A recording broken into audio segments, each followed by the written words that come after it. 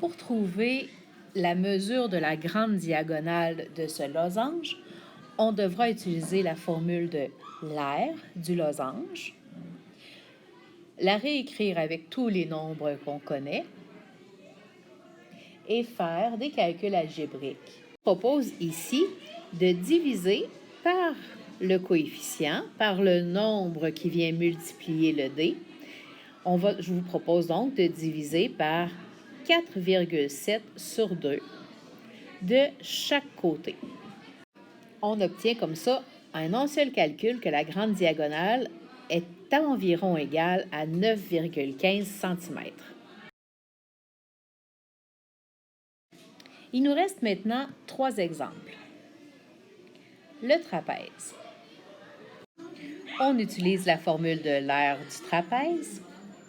On remplace maintenant tout ce qu'on connaît et il nous reste à faire quelques calculs algébriques. On pourrait commencer par enlever le 2.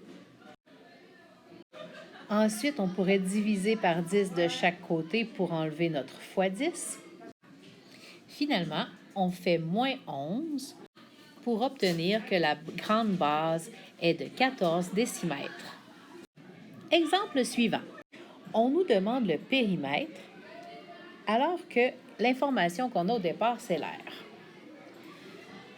Commençons donc par écrire la formule de l'aire, du polygone régulier, et je vous propose d'utiliser la formule dans laquelle se trouve déjà notre périmètre.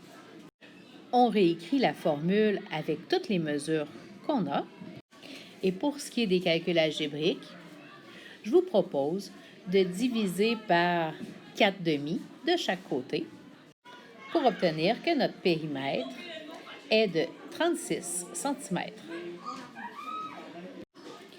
Maintenant, faisons le dernier exemple, celui du trapèze.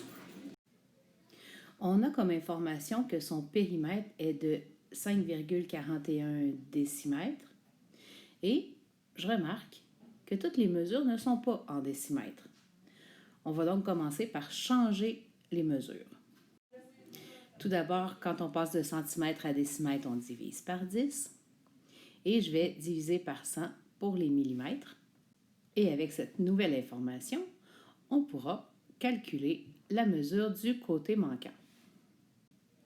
En effet, le périmètre est égal à la somme des côtés.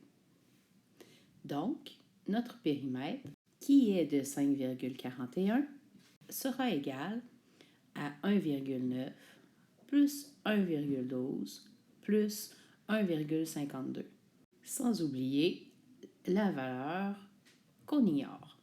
Si on simplifie un peu cette longue somme-là, on obtient que 5,41 est égal à 4,54 plus x.